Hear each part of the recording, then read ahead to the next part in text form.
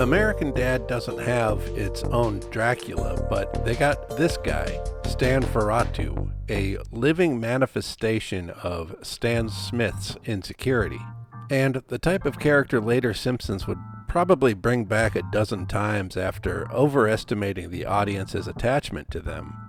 Stanferatu is a pretty unique take on the Count. I know he's not actually Dracula, but in the context of the episode, Francine's subconscious chose Count Orlok as a visual representation of Stan's insecurity for some reason, and I think it's because this particular version of Dracula is the one who's most infatuated with a disinterested object of affection.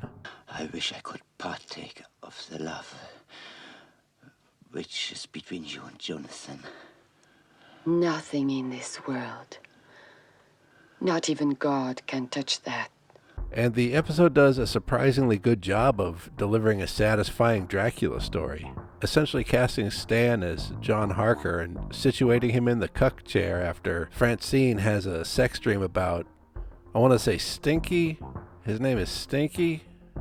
This is what kicks things off as Stan tries to go into Francine's subconscious via Roger's alien powers in order to stop her from cheating on him in the dream world. This is where he sees himself envisioned as a myriad of clowns and goofballs and geeks. Stanferatu escapes the dream world through Roger's, eyeball, I guess, at the same time as Francine is absorbed into the broader dream world, disappearing into the ether. So it's kind of Dracula by way of Freddy Krueger here. And it meshes really well given the dreamlike atmosphere of earlier Dracula movies. D. Bradley Baker voices Stanferatu, and he comes at it from a fresh angle. Stanferatu is a sniveling coward with a snake-like voice, needy and obsessive. Are we friends, Stan? Yes, I told you. Are we best friends? Stan likes him at first because he validates all of Stan's most toxic, selfish impulses. But Stan soon begins to acknowledge Stanferatu as an ugly reflection of his own worst self.